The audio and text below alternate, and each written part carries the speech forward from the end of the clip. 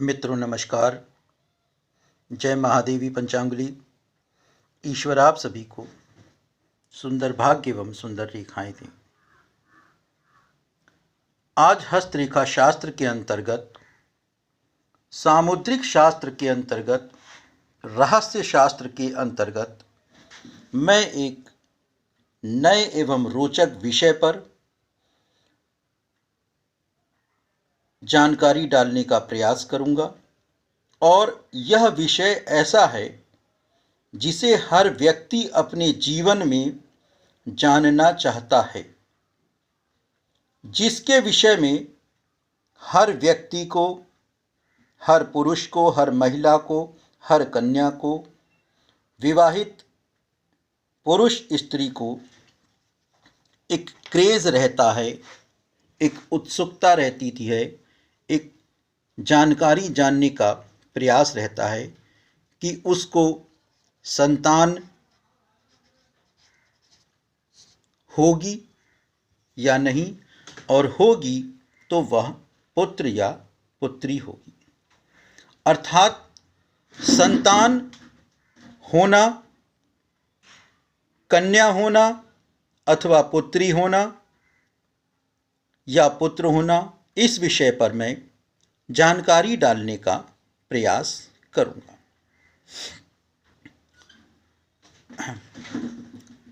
करतल का यह स्थान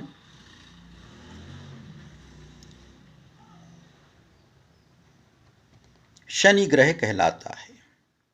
यह स्थान करतल का शनि ग्रह कहलाता है और यह भाग्य रेखा है।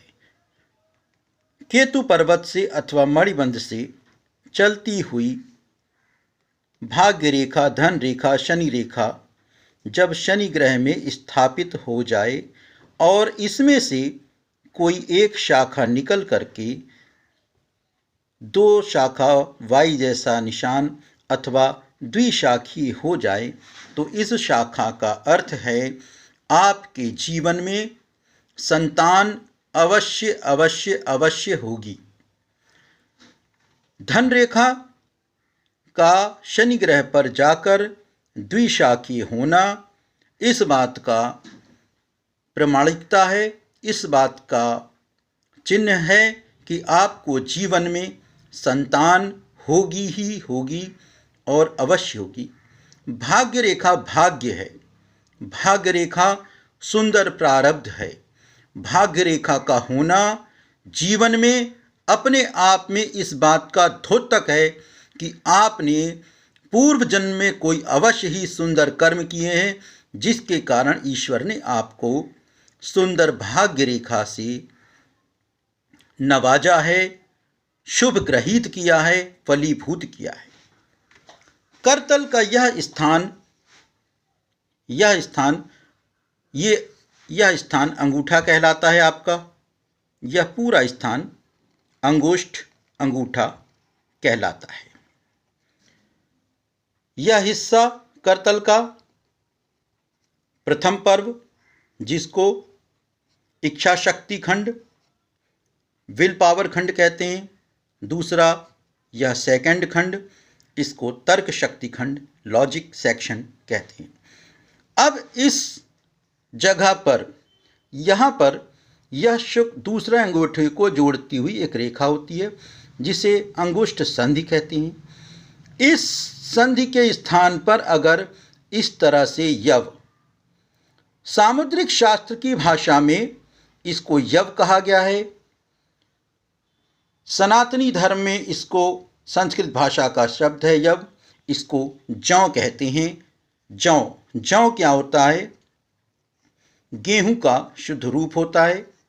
जौ और जौ की संरचना इस तरीके से होती है, दोनों तरफ हल्के हल्के ये इस तरह की धागे समान संरचना निकली होगी।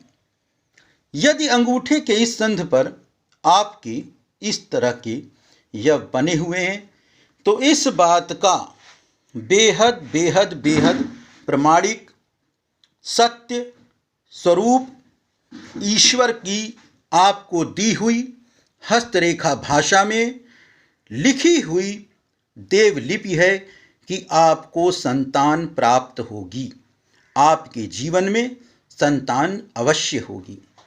यदि यव संरचना इस तरह की बड़ी है, जैसे मैंने दिख रही है, बड़ी है, तो इसका अर्थ है कि आपको अपने जीवन में पुत्र प्राप्त होगा। और यदि यव छोटा है तो आपको अपने जीवन में पुत्री प्राप्त होगी। यह दोनों साइन जो मैंने बताया कि शनि पर्वत पर यदि भाग्य रेखा आपकी द्विशाखी हो जाती है तो यह इस बात का प्रमाण है कि आपको जीवन में संतान अवश्य होगी। दूसरी बात, यहाँ पर यदि यव चिन्ह है तो आपको आंख बंद करके विश्वास कर लीजिए, ईश्वर पर विश्वास करिए, अपने जिस संस्कृति से आप संबंध रखते हो उस पर विश्वास करिए कि जीवन में आपको संतान अवश्य होगी। यथा बड़ा यव पुत्र, छोटा यव पुत्री। परंतु मैंने कई लोगों के हाथ देखे और उनमें मैंने देखा कि यव चिन्ह तो उनके है परंतु विवाह ना करने के कारण उनको संतान नहीं हुई। तो ईश्वर चिन्ह देता है, ईश्वर रेखाएं देता है, लेकिन उसको साकार रूप, उसको फल रूप में लागू करने के लिए आपको वह कर्म करने पड़ेंगे। संतान कब होगी? जब आपका विवाह होगा। विवाह के लिए कोई कन्या होनी चाहिए, क्योंकि गर्भ धारण करना कन्या का काम है। गर्भ धारण करना, जन्म देना कन्या का कार्य है, युवती का कार्य। आप विवाह ही नहीं करेंगे तो वह चिन्ह आपके करतल में उपस्थित रहेंगे। देव ने, ईश्वर ने आपको प्रारब्ध दे दिया, आपको चिन्ह दे दिए, लेकिन उसको लागू करने के लिए, उसको एक्टिवेट करने के लिए, उसको संचालित करने के लिए, उसको साकार रूप देने के लिए आपको कर्म करने पड़ेंगे। धन्यवाद। इसी के साथ मैं अपना यह वीडियो समाप्त करता हूँ। जय महादेवी पंचांगुली। ईश्वर आप सभी को सुंदर भाग्य एवं सुंदर रेखाएं दे।